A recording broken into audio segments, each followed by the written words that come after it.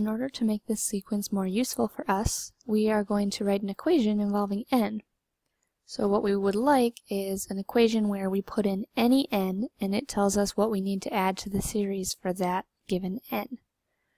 So first of all, if you look at the row that says add this to the series, you will hopefully notice that every other item in this list is positive. We start out when n is 1, the item we add to the series is positive. Next one is negative, then positive, then negative, and so on. So the first part of our equation is going to take care of that alternating positive and negative. So we're going to put negative 1 in parentheses.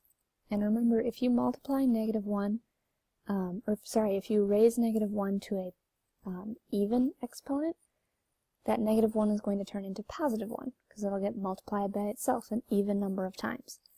But if you raise negative 1 to an odd exponent, it will end up being negative 1, because it'll get multiplied by itself an odd number of times. So when n is 1, we would raise negative 1 to the 0. And hopefully you remember that when you raise anything to the 0, it equals 1. Okay, the next one, we have n is 2, so that would be negative 1 to the 2 minus 1, so we raise that negative 1 to 1, which is negative. And that's why this value here gets set to negative 4/3. And let's just do 2 more. We have, for the next one, negative 1, and we raise it to 3 minus 1, so we'd actually be raising that to the second, which is negative 1 times negative 1, which equals positive 1, which is why when n is 3, we end up with a positive value added to the series.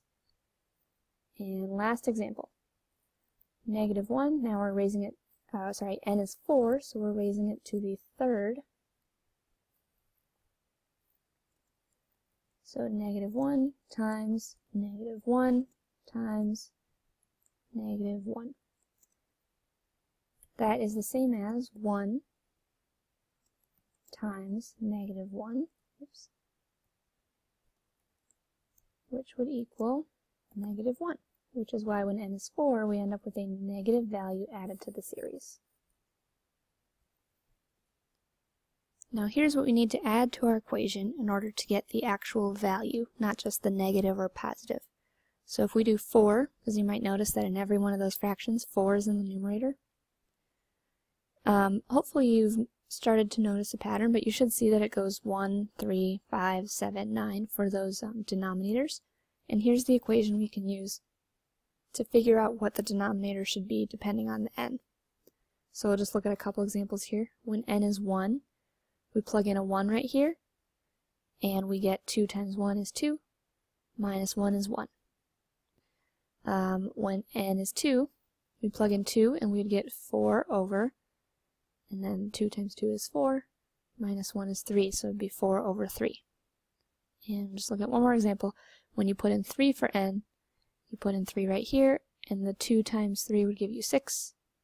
Subtract 1 and you'd have 5, so that would be 4 over 5. So this part gives us the actual value of the fraction. And here we can see it all put together. So we have negative 1 to the n minus 1 times 4 over 2n minus 1. So you should look through at least 3 n's and double check, just confirm for yourself that this equation works. The nice thing about this equation is that we can put in 100 for n and it would tell us what to add to the series. We don't have to do all 99 to get to that. We can just figure out what that value would be.